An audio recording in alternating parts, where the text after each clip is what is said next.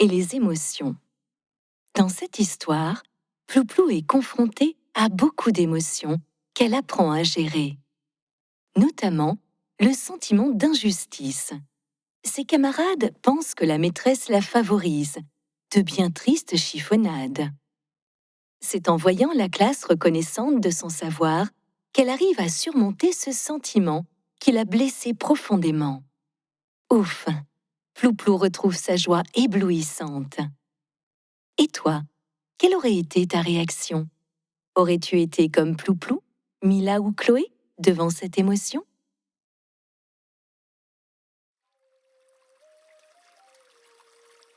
Plouplou chez Virginie Lecoz, psychopraticienne. Éclairage psy. Ce que vit la princesse Plouplou dans cette histoire n'est pas facile. Elle apporte un cadeau à sa maîtresse, elle répond parfaitement à toutes les questions et ses copains de classe la rejettent. Elle trouve que ce n'est vraiment pas juste. Alors, comment faire? Tout d'abord, on peut se demander pourquoi, tout d'un coup, Plouplou répond si vite à toutes les questions de la maîtresse. Et on peut imaginer qu'elle a un besoin de reconnaissance. Mais qu'est-ce que ça veut dire? Le besoin de reconnaissance, c'est notre besoin de participer à la vie de la famille ou de la classe et de se sentir utile. C'est aussi le besoin de voir que ce qu'on fait ou dit a de l'importance pour les autres. Nous avons tous le besoin d'être reconnus. C'est ce qu'on appelle un besoin fondamental. Sans reconnaissance, on ne peut pas grandir avec confiance. Plouplou a sans doute besoin d'être rassurée et de faire grandir sa confiance. C'est pour ça qu'elle se précipite pour répondre. Comme ça, la maîtresse la rassure et la valorise. Mais, tout occupée à montrer qu'elle connaît les réponses, elle ne se rend pas compte qu'elle ne laisse pas de place pour ses camarades qui n'ont pas le temps de répondre. Du coup, ils sont frustrés et jaloux de toute cette reconnaissance que la maîtresse n'adresse plus qu'à Plouplou. Pendant la récréation, ils critiquent la princesse et minimisent sa participation. Pour eux, c'est parce qu'elle est la chouchoute. Quelle injustice! Ils ne reconnaissent pas ce qu'elle a fait de bien, et Plouplou est triste. Heureusement que Chloé, Mila et la maîtresse se sont rendus compte de la situation.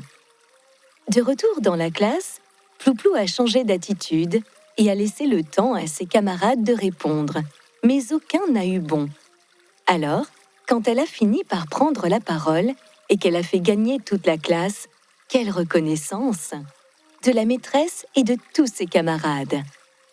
L'injustice a été réparée et Plouplou a retrouvé confiance. Quelle joie! Et toi, est-ce que tu aimes répondre aux questions de ton maître ou de ta maîtresse? Plouplou chez Anne-Sophie Argaliès, sophrologue et psycho-énergéticienne. L'injustice. L'injustice, qui est l'une des 5 blessures d'âme avec l'abandon, le rejet, la trahison et l'humiliation, est liée à des jugements ou des résultats non mérités et génère comme émotion la colère. Elle peut être ressentie en référence à un événement ou une situation particulière comme à quelque chose de plus large. Les signes physiques qui en découlent peuvent être des rougeurs, une augmentation de sa température, une forme de violence comme des envies de crier ou voire même de taper. Il en résulte un besoin insatisfait de se sentir existé et entendu.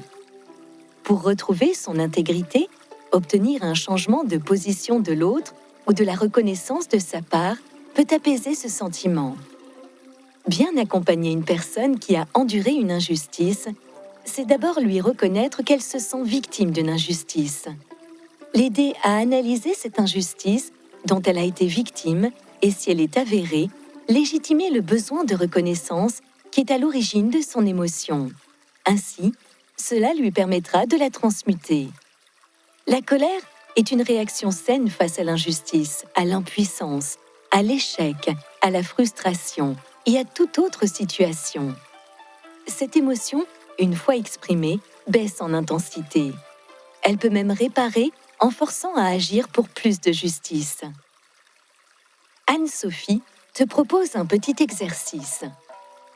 Voici un moyen de se débarrasser de l'émotion de colère liée à l'injustice subie pour retrouver son point d'équilibre.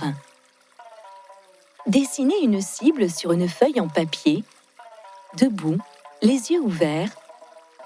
Allongez les deux bras devant à l'horizontale. En inspirant par le nez, fermez le poing droit, le faire glisser vers l'arrière à hauteur de l'épaule droite. Le coude en arrière, comme pour se préparer à tirer une flèche d'un tir à l'arc. Retenir sa respiration en fixant du regard le centre de la cible face à vous, tout en gardant le bras gauche orienté vers le point à toucher. Puis, lancez le poing droit vers cette cible en soufflant fortement par la bouche, comme si la flèche venait d'être décochée. Reprendre une respiration naturelle en relâchant les bras le long du corps, les mains ouvertes. Fermez les yeux pour percevoir les sensations dans le bras droit.